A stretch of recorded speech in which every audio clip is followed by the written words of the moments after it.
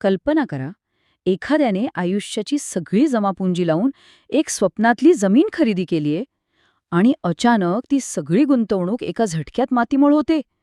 होय, महाराष्ट्राच्या real estate मार्केटमध्ये असा एक अतिशय छुपा आणि भयंकर कायदेशीर धोका दडलेला आहे. आजच्या या विशेष विश्लेषणात आपण वर्ग 1 आणि वर्ग 2 जमिनींच्याच याच गुंतागुंतीच्या जाळ्यावर प्रकाश टाकणार आहोत. बघा, परिस्थिती अशी असते, एखादा सर्वसामान्य खरेदीदार मोठ्या आशेने 40 ते 50 लाख रुपये मोजून एखादी प्रॉपर्टी किंवा शेतजमीन घेतो. सगळे पैसे दिले जातात, व्यवहार पूर्ण होतो. पण काही दिवसांतच थेट सरकारकडून एक नोटीस धडकते की ही जमीन बेकायदेशीर असून ती सरकार जमा करण्यात येत आहे. विचार करा, हा केवढा मोठा धक्का असू शकतो. आता इथे एक अतिशय स्वाभाविक पण तितकाच भयानक प्रश्न निर्माण होतो. कागदोपत्री अगदी 100% अधिकृत वाटणारा, रीतसर नोंदणीकृत झालेला आणि लाखो रुपये मोजून केलेला हा व्यवहार अचानक बेकायदेशीर कसा काय ठरू शकतो? तो रातोरात रद्द कसा होतो? याचं उत्तर एका छोट्याशा पण भयंकर मोठ्या चुकीत दडलंय.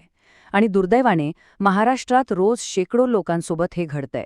याचं एकमेव कारण म्हणजे जमीन खरेदी करताना 7/12 उतारा वाचताना लोक 2 अत्यंत महत्त्वाचे शब्द तपासायला चक्क विसरतात.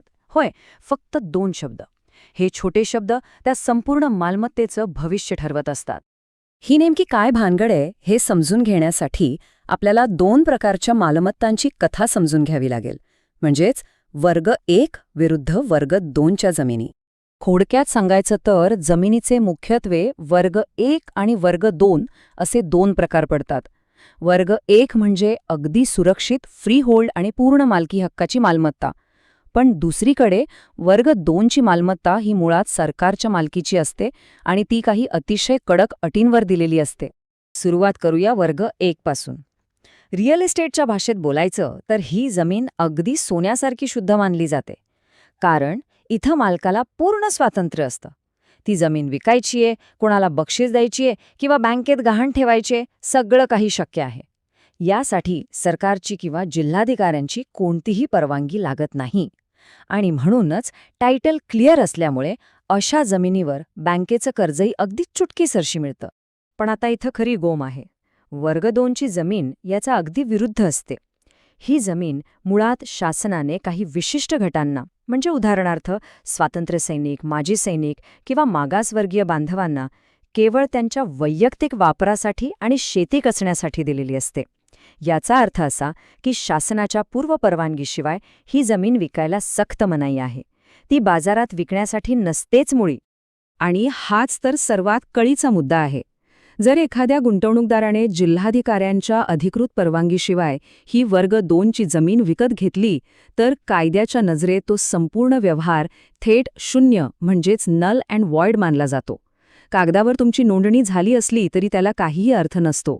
ती 50 लाखांची गुंतवणूक एका क्षणात हवेत विरून जाते. मग एवढा मोठा धोका टाळायचा कसा? त्यासाठी 7/12 उतारा डिकोड करणं आणि त्यावर नक्की कुठे बघायचं हे माहिती असणं अत्यंत गरजेचं आहे. इथं एक खूप मोठा आणि घातक गैरसमज दूर करणं आवश्यक आहे.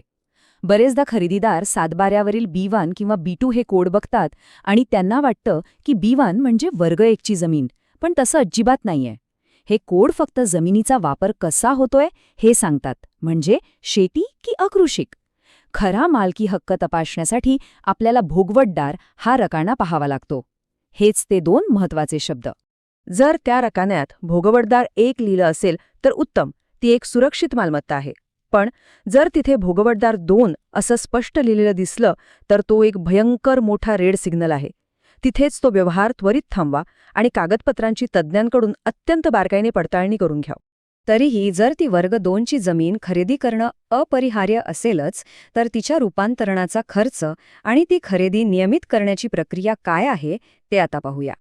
वर्ग 2च्या जमिनीला कायदेशीरित्या वर्ग 1 मध्ये रूपांतरित करण्यासाठी एक विशिष्ट कायदेशीर मार्ग आहे. यासाठी सर्वात आधी जिल्हाधिकाऱ्यांकडे औपचारिक परवानगीची विनंती करावी लागते आणि त्यानंतर शासनाच्या तिजोरीत एक मोठी रक्कम भरावी लागते, ज्याला आपण नजराणा असं म्हणतो. आता हे ऐकून धक्का बसू शकतो, पण हा नजराणा म्हणजे कोणतंही किरकोळ प्रशासकीय शुल्क नाहीये. हा एक प्रकारचा प्रचंड मोठा दंडच आहे.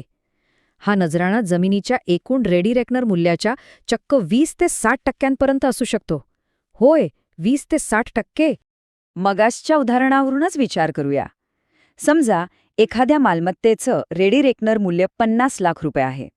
आता जर ती वर्ग 2ची जमीन असेल तर तिला कायदेशीर आणि विक्रीयोग्य बनवण्यासाठी खरेदीदाराला मूळ रकमेव्यतिरिक्त आणखी 10 ते 30 लाख रुपये फक्त नजराणा म्हणून शासनाकडे भरावे लागतील.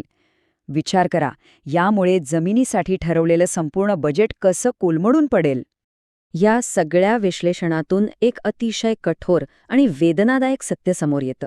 ते म्हणजे कागदावर मालक असलात तरी ती जमीन मुळात सरकारचीच असते. वर्ग 2 मालमत्तांच्या बाबतीत जोपर्यंत अधिकृत रूपांतरण होत नाही तोपर्यंत ताबा असणं म्हणजे खऱ्या अर्थाने मालकी असणं नव्हे. सरतेशेवटी हे विश्लेषण प्रत्येक संभाव्य गुंतवणूकदारासमोर एक अत्यंत महत्त्वाचा प्रश्न उभा करतं. रिअल एस्टेटमधील पुढचं मोठं स्वप्न साकार करण्यापूर्वी जागेच्या लोकेशन आधी त्या जमिनीचा वर्ग तपासला जाईल का? कारण सातबाऱ्यावरील तो एक छोटासा शब्द भविष्यातील खूप मोठा आर्थिक विनाश नक्कीच टाळू शकतो. याचा नक्की विचार करा. माहितीपूर्ण व्हिडिओ आहे, शेअर करा, लाईक करा, सबस्क्राईब करा. धन्यवाद.